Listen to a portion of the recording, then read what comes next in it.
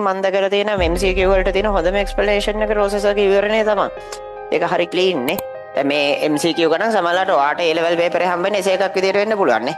concepts නේ ඕනේ අපිට පුළුවන් තරම් මේ paper එකේ target එක concepts ගොඩක් ඔලුවට දාගන්න එක පුරව ගන්න එක. එතකොට මෙහෙම ගානක් අපි handle කරන්නේ මෙහෙමයි.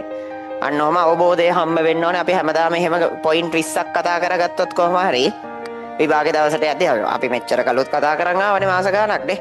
එතකොට ඉස්සරහටත් ඕක කරාමනේ ලොකු පොයින්ට් ප්‍රමාණයක් ඔළුවේ තියෙන අන්න ඒකෙන් ප්‍රශ්නයක් ගොඩ දාගන්න එක තමයි වැඩේ. තේරුණාද?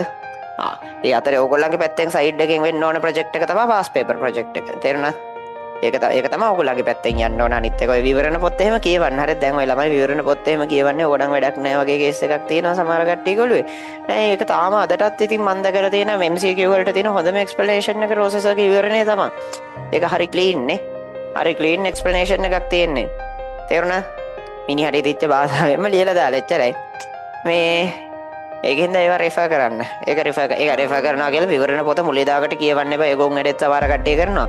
තවම් පේපර් ඉවර කරාට පස්සේ කරන ගමන්ම පේපර් MCQ එක A-level MCQ එක කරන ගමන්ම රවුම් මාක් කරන් යන්න. සිම්බල්ස් ටිකක් තියාගන්න.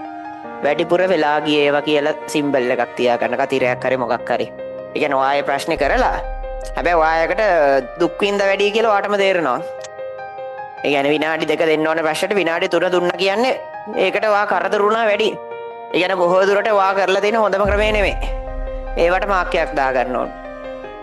ෂුවර් නැතුව උත්තරේ ගහලා ගියවට මාක්කයක් දාගන්න ඕනේ. මොකද එතෙන්ට අදාළ ෆිසික්ස් එක ඔයා දැනන් නෙමෙයි හරියට කරලා තියෙන්නේ. නැත්තම් ඔයාලට ෂුවර් වෙන්න බෑ. ඊට පස්සේ පේපරේ මාක් කරාට පස්සේ වැරදි ටික තියෙනවා.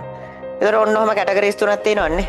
හිතන්නකො ඔය කලෙක්ෂන් එකේ 20ක් තියෙන්නේ කියලා. එතකොට නේ ඔය ටික ඔක්කොම එකතු වුණාම 20. අන්න ඒ 20 විවරණය කියවන්න. තේරුණාද? ඒ විෂය විවරණය කියන්නේ. එතකොට ආට ගොඩක් වෙලා ගිය ටිකට කෙටි ක්‍රම තියෙනවා නම් විවරණයෙන් අහුවේ. වැරදිච්ච ටිකේ කොහොමත් බලාගන්න බෑ ක්‍රමේනේ. අන්න එච්චරයි. තේරුණාද?